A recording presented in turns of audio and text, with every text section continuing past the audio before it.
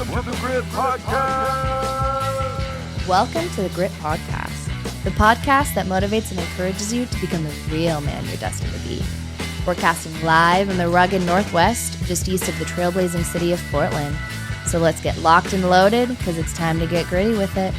Here's your host and lead grit man, Jamie Worley. This won't be on the podcast. Hey, November 10th, 1775. What? 248 years as a Marine. What's the big deal? It's the Marine Corps birthday, baby. Oh, is that right? Amen. Tomorrow's Big Veterans deal? Day. Woo! Oh, what are you going to do? Are you going to celebrate? Every day. Well, from today is a big day. Yeah. Oh, Any reason to have a beer? Hoorah. Yeah.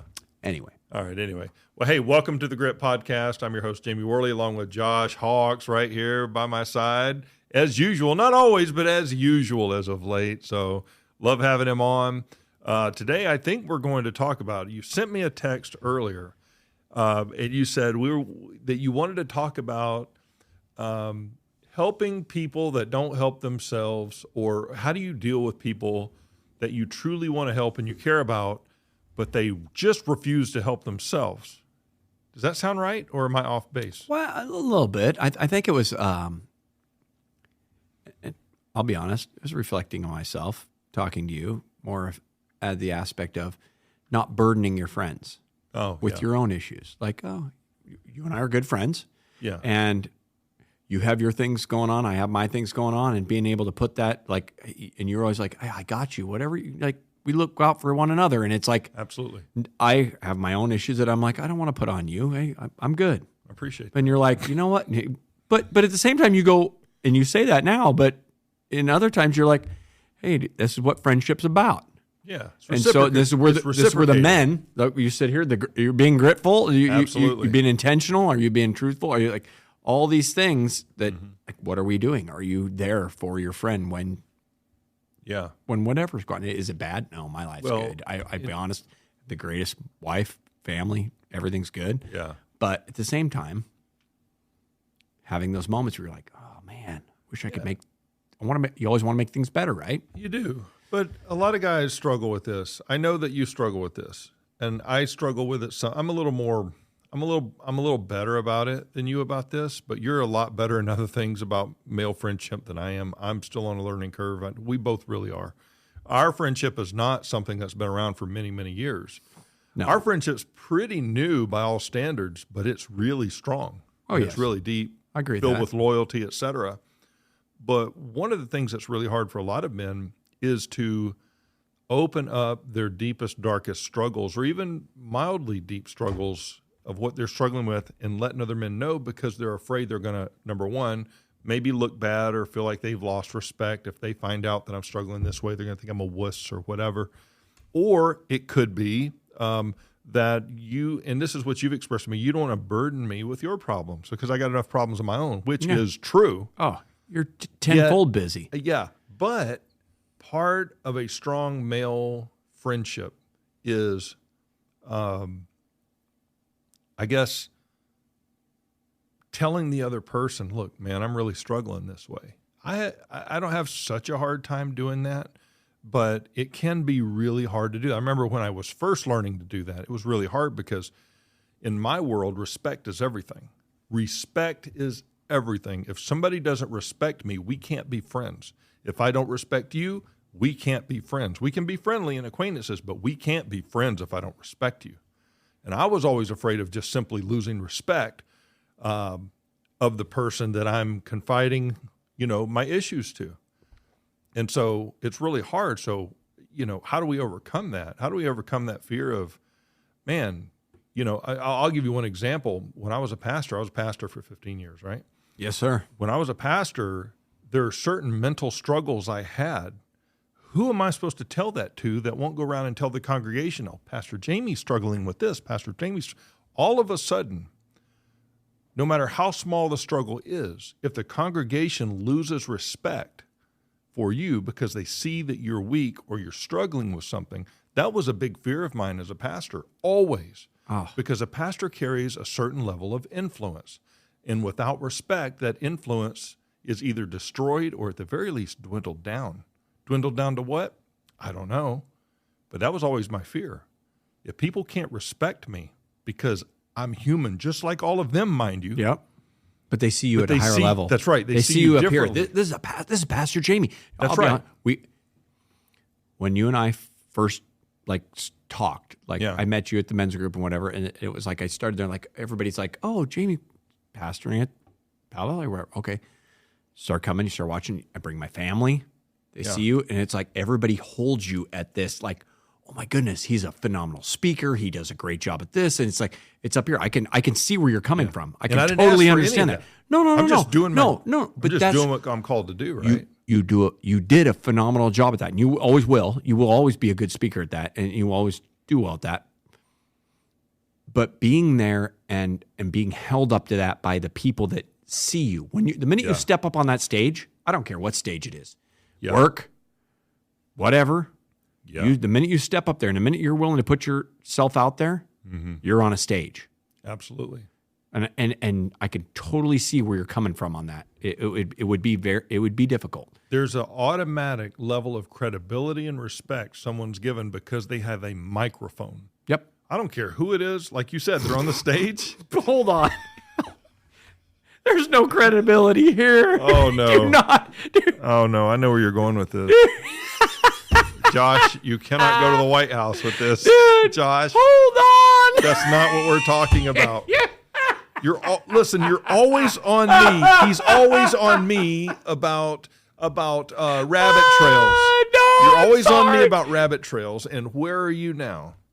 You're trying to go down this Biden trail. We're not going to do it. We're not doing it today. Yeah. Okay. Oh. And see, we had such a good start. You were doing so well till you threw that out there. Me? You threw it out there. What are you talking about? I'm trying to focus here. I was waiting to see if you bit, and you did. Oh, my gosh.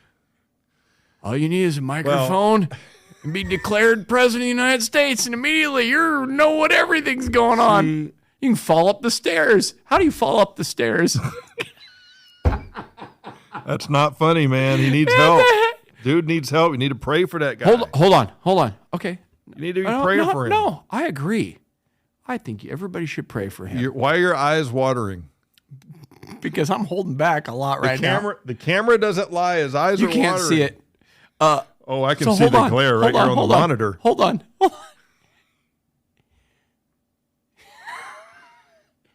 You're asking the person that holds the hand to the most powerful position in the world, Josh, that falls upstairs, Josh, that can't hold a full sentence. Let's get back to unless he's been drugged to the level of no one understands. Hold on. Hey, okay, listen. I apologize. This is not a political thing. It wasn't. This shouldn't be. It wasn't. This is not. That's not what this is about. It wasn't. You're right. It This was. This is about being. This is about the grit. Intentional. You don't even know what grit stands for. Good grief! How could you be on here? Hold on. Genuine, respectful, intentional, and truthful. Trained. Okay, trained. Trained to stay out of politics on the podcast. No, you can't train that kind of. No, that's. You can't. I'm sorry. I've never been guilty of what you've done. So I get it, and I've watched you fall apart like a wet noodle, and I sat here before, and it's all right. No, listen. I can't do it. Can we just get back? Can we just get back to what we were talking about? Let's just rip the Band-Aid off. Let's just go right back to where we were. Where were we? I'll do it. I'll tear the Band-Aid off. You'll do it. Yeah. Why is it that the American public is willing to allow someone who is totally incoherent to life be able to run a nation of the most powerful people in the world? Explain to me. I'm sorry, I can't do it.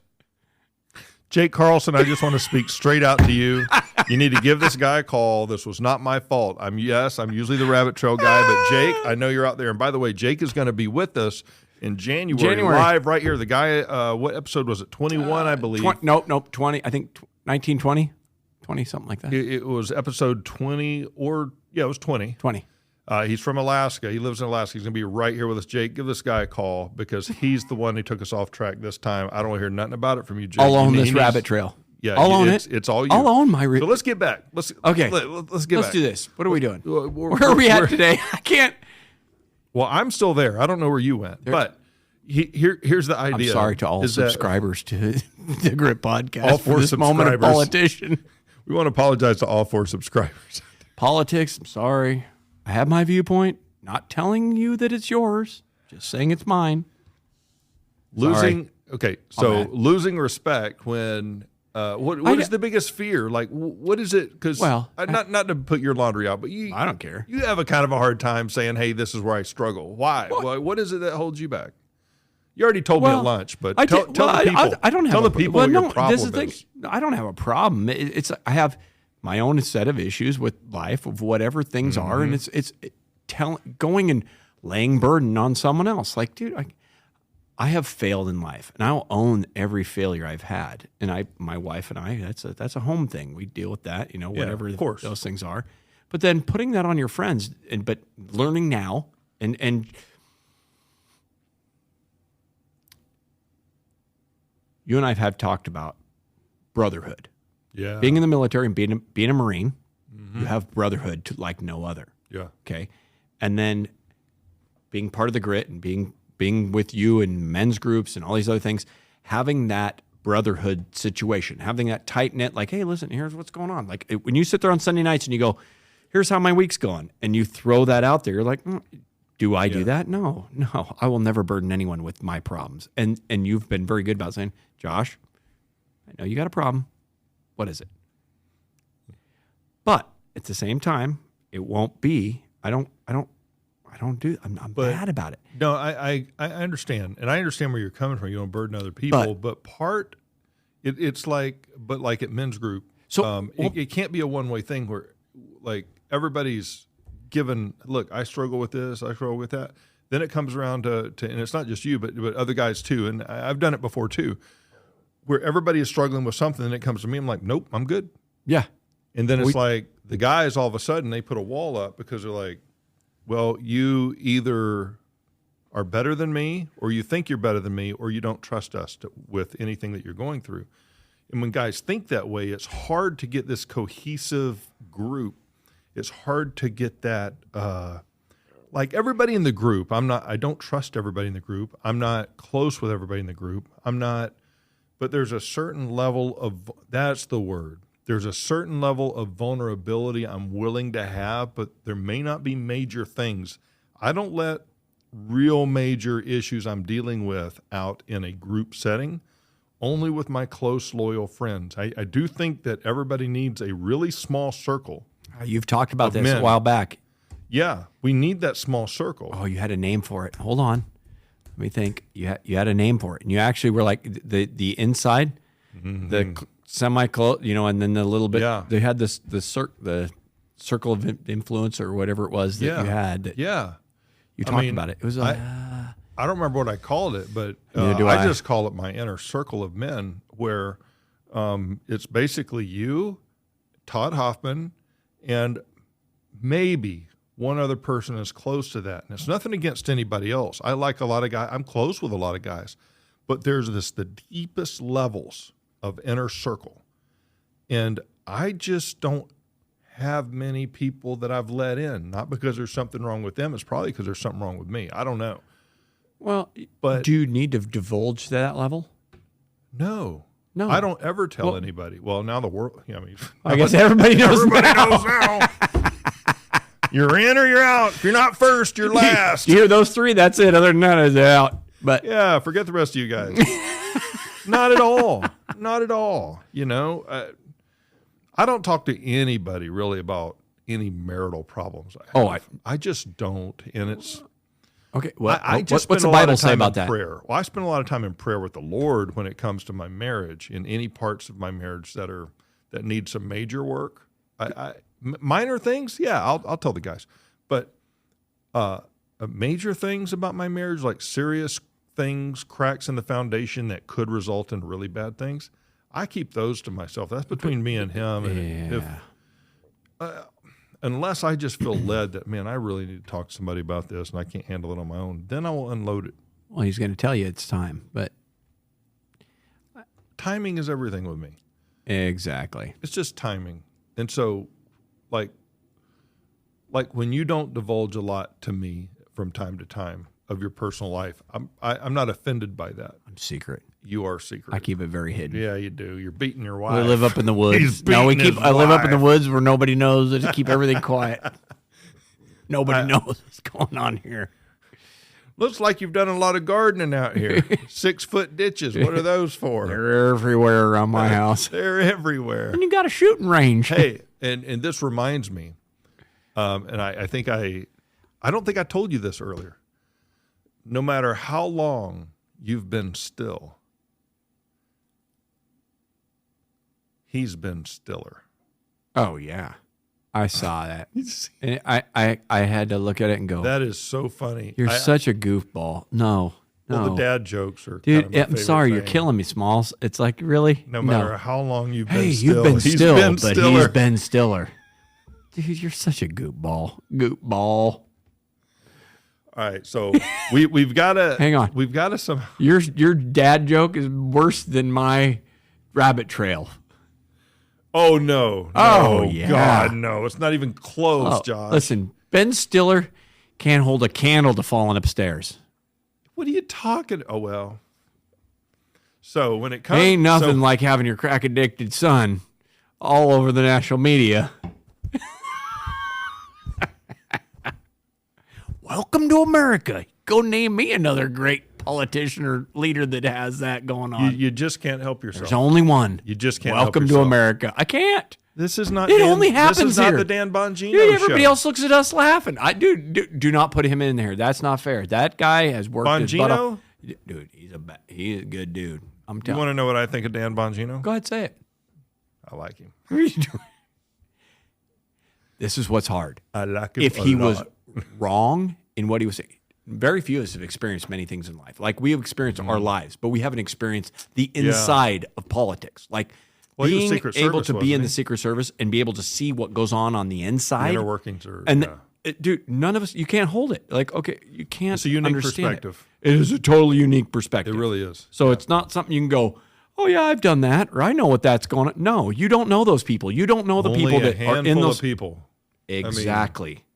So Yeah. dude, when someone in that position has a viewpoint, you're like, I can't say yay or nay. Like you're not wrong probably in that Right, position. right. Like you can see Oh, and guess security. what? Like, okay, you've been a police officer, right? Yeah. Okay. You have a security detail and understanding that I probably don't. Well, okay, maybe not. I don't know. I've been in the military, so Maybe.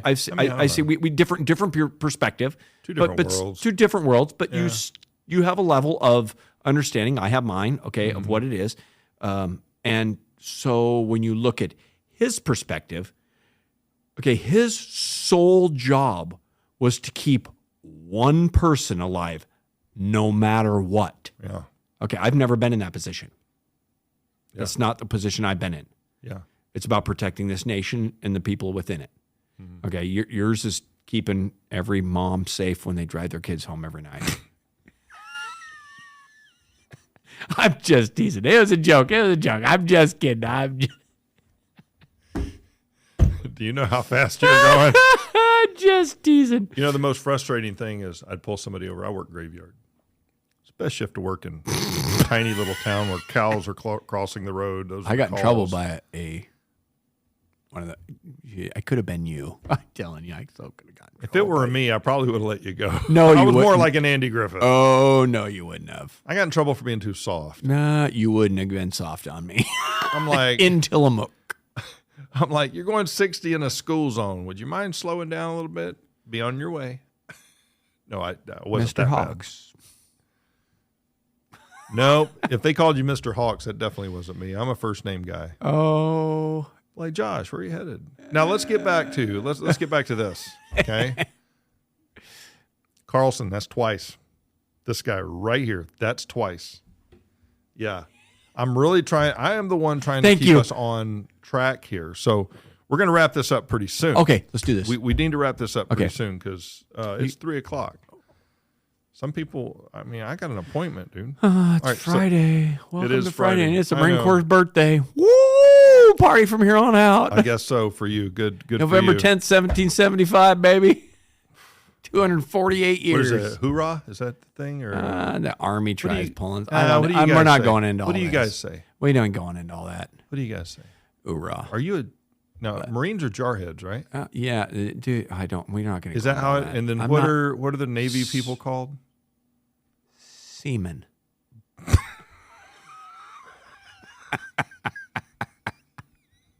And then you have Tell me this. airmen. Tell me that's a joke. No, I'm dead serious.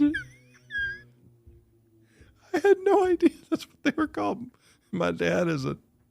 Why do you think when you talked to me earlier about it, I started laughing? So my dad. You're my like, dad listen, my dad would. My Did dad's a this. I'm seaman. like, okay, he might have been. Was he enlisted or an officer? Well, he did UDT, basic underwater demolition. Okay, stuff. was then he was was he? in, But was he did, enlisted? Communications. Did he go through college and become an officer, or was he enlisted? No. He didn't go to From the basics. Yeah, he was from the enlisted. basics, yeah. So he was a seaman at one point. Ask him. Say, hey, Dad, I didn't know you were a seaman. It's the truth. Bro, don't be disrespecting my dad. Dude, your dad's a good dude. I've never met him, All right, but so I will what tell do you they- that he's teased me about things, and I'm cool with that. But listen, at one point, your dad, Right. actually twice in his life, he's been a seaman. All right, so we're gonna go through this. Marines are called. I'm glad you think this is funny. It's hilarious. Marines are called what? Marines. Jarheads. Jarheads. The Navy Devil are called dogs. Navy. Seaman. Uh, Airman. Air Force. Airman. Marines. Wait. Army. Army. What do you call those guys? I have no idea. What do you call National Guard? I have no idea. Joe, no, I see you're trying to bait me into this one. You've made a joke about those poor men and women before in the National Guard. I You just know wanted to what? expose. I appreciate every one of them that do everything they can for America. Do you though? I do. You do. Everybody needs a hero. That's why we have Marines. Let's wrap this up. What is the key in your eyes? What is the key to being vulnerable enough with other guys that not your inner circle? You're already that's kind of that's a challenge. That can be a challenge too. But for those guys out there who are listening, who are like, man, I have a hard time opening up to a group of guys that I like and maybe even trust. You need to be a little bit vulnerable to those guys. Not as you're comfortable, but you've got to kind of take that step. Take that step with little issues you're dealing with and just kind of test the waters to see how they respond to it. And I think you'll find that for the most part, you can trust guys in your circle. And if you can't, you'll learn very quickly who you can and who you can't trust with your business. Yes. But in a group of guys that are sharing struggles and whatnot, I think it's important to share something, even if it's minor, just to, if anything, and I don't want it to sound superficial, but to whet the palate, so to speak, of other guys who are considering maybe holding their own stuff back too. You almost have to give a little bit for them to give a lot. Oh, and for so sure. if nobody's giving, it's hard to have a cohesive men's group. Well, But it's tough though. Like who wants to? No, you're right. You just Because don't want of to the lay it all fears. out. You No, don't want to lay it all because out, but at the same now time, you how have to are they have that gonna see comfort me? level. Where's my Now comfort How level? are they going to see me? Well. Because we hold our shoulders back. We're tough. We're macho. I'm a We got an bad- ego. We do. Yeah, That's fine. You're Nothing never wrong going with to that. You can't get rid of it. It's just you got not to if give it a you're little. But not you if got to you're give a a little. man. You got to give a little. You got to give a little. You don't want to be a beta. Well, you know what? The other day I'd heard something about being the alpha or the beta, and Yeah. it was a situation of rabbit hole.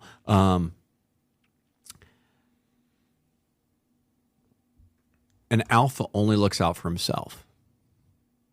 And I disagree in some of this. Oh, I disagree with that. Not a true alpha. Because, and he was talking about sheepdogs. He's like, listen, you should be the one that's watching out for to your Yeah. left and right. And the ones that are around you are more important than yourself. Yeah. And I will say that alpha, beta, that situation has been given a bad name or a viewpoint of being the one. Are you out there for yourself? Or are you like, yeah, sorry, you're behind me. I'm going to take this. I'm going to own this. Like, okay, so just, I'm really being aware of it now. Like, yeah. Well, there's good alphas and there's bad alphas, right? No, you're right. I agree 100%. There are some alphas, they are leaders, but they don't eat their own. Bad alphas will eat their own to their own benefit. Yes. They're all about them, me, myself, and I. But a true alpha, and I would even go as far as to say an alpha with integrity, and especially Christian males who are alphas, have a really hard time having grace and humility and all that.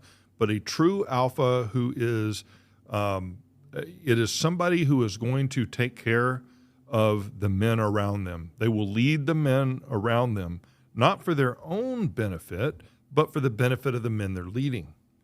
And in return, when you put others first, if you're an alpha that puts other men first, you improve their lives and improve their well-being, improve their strength, improve their boldness and courage, then in return, you will win every time. You will continue to grow as an alpha, not because you're empowering yourself, you're empowering others, and in return, they follow you. And so that's a true alpha. But here's the thing, if you're a true alpha, one of the things you have to do is you have to share with them that you have the same struggles that they do, yet for some reason, you are just wired differently. You can experience the same struggles, you can have the same emotions, you can go through this, make the same failures and mistakes, but for some reason you are leading the pack. And there's a reason for that. Beta males are not less. If without beta males, there are no alpha males. Who's following the alpha males if there's no beta males? It's a conversation that needs to be had. Yeah. We'll do that another time. Oh, yeah. Oh, okay. I can see this going. This can go a lot of different places. Oh, yes. So let's encourage guys this way. Listen, take a chance and talking to another guy about your struggles. Throw it out there a little bit. Just do it and see what happens. You're not going to lose respect. If anything, they're going to be going, I got you. You struggle that way too? Yeah. Oh, yeah. They already see you as a leader, and now that you struggle with the same things that they do or something similar, they can align with you. Now you have even more credibility with them, not because of your strength, but because of the common struggles that we have. Ground. Now I can relate to you even more. Now I will follow you even further. Yep. That's the way I see it. What do you think? I agree. Cool. Hey, go open up to somebody. Find a friend. Hey, we should be. We'll be your friend. Genuine, respectful, intentional, and trained. That's what it says, and that's what it means.